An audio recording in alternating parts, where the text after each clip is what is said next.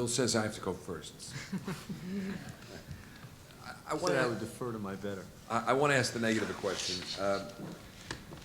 Am I right in summarizing your case in the following sentence with a semicolon in the middle of it? And that is that we concede the fact that something has to be done to address an impending climate change problem, semicolon, but we think that doing it through renewable is far superior in several ways than doing it through nuclear. Is that a fair summary of your case? Thank you, President Sexton. That's a pretty good summary of the debate, but I would add a little comma and an and after that sentence. And that comma and would follow. The Jesuits would never let you put a comma before an and, so pick either. In that case, I'll put a period then. Stay with the end. Stay with the and. And the and. It would say that nuclear causes a lot of problems, and these problems are proliferation, these waste problems, and these issues just are not addressable by their proposal or any proposal. So the nuclear would actually be a bad idea. Also, nuclear would trade off with the renewable funding, and if the government's shoving money at nuclear, that's pretty much a black hole, then it's not going to be able to put that money in renewables. And the fact is that renewables reduce 3 to 4 times the emissions as nuclear would per dollar spent. So renewables is a much better investment, and yes, we do need to address the global warming crisis. It's something that's imperative to do now, but we need to do it through renewables. Additionally, renewables are implementable now. We can start building wind farms and solar panels and what have you now, as opposed to nuclear, which is down the road. So that was a long and. It was almost Ciceronian, but well stated, well stated. But if I heard you right, what you're just saying is that renewables are just way, way better.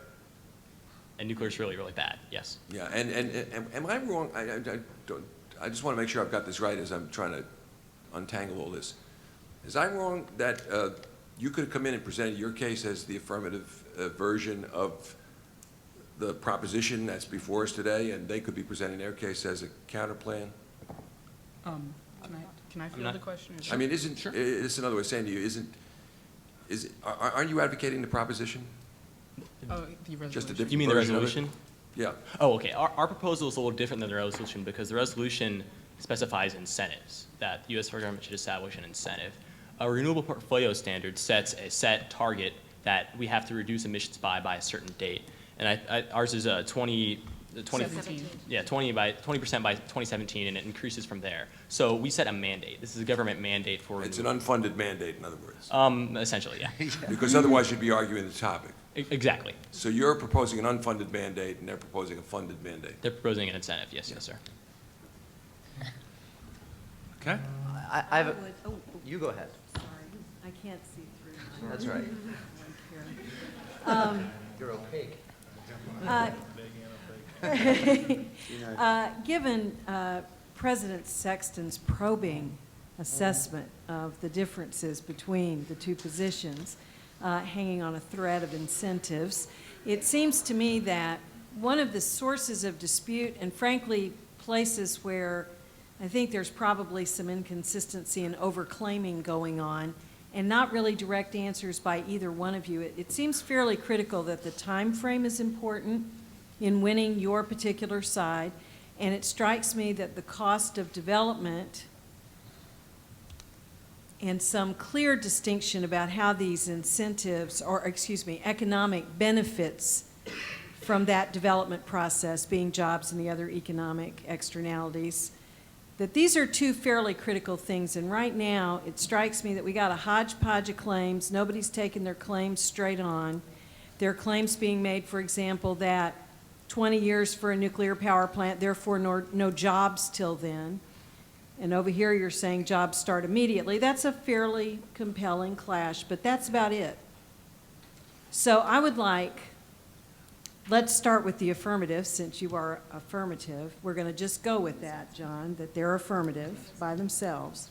And I would like you to tell me, in some kind of evaluation of your evidence, why your claim that a nuclear power, for example, is only $1 billion, where they're saying it's $10 to $12 billion. And I understand there are years and inflation, all this. how are we supposed to digest the divergent claims based on the evidence that both teams are presenting? Affirmative? I assume, Melissa, that you want the question I'm to both done. teams? Yes, I Okay. do. If we're We'll start allowed with to the do that affirmative. with How's- the yeah, of course. rules that you're Of course, that's fine. implementing. I can answer. Okay.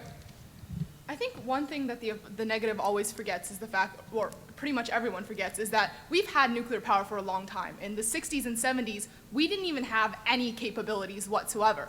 And yet now we're sitting at 104 reactors, creating 20% of the country's energy, which shows that in the past, even though it's been uncertain, there's always been uncertainty in the markets, we can pull together and do this.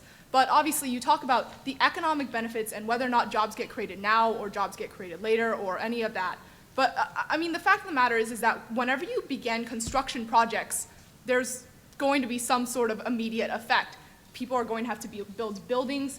There are going to have to be people who are licensing these projects. There are going to have to be people who design the nuclear reactors as well as all of this. The cost of development is obviously, it is $1 billion. They point to $10 billion. I don't even understand where this is coming from, considering that the last nuclear plant that we built was $1 billion.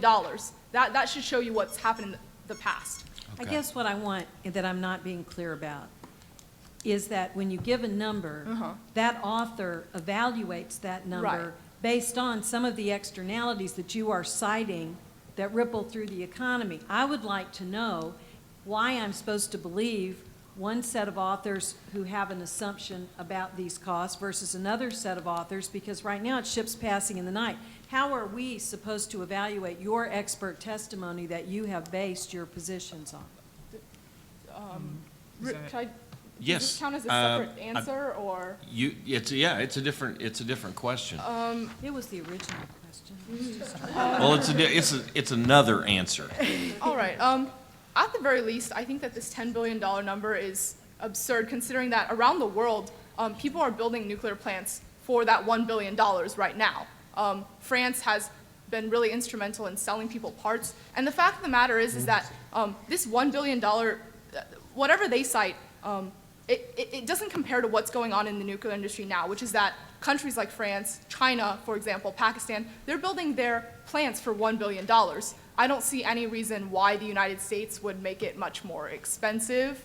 I mean, it's what is right now. So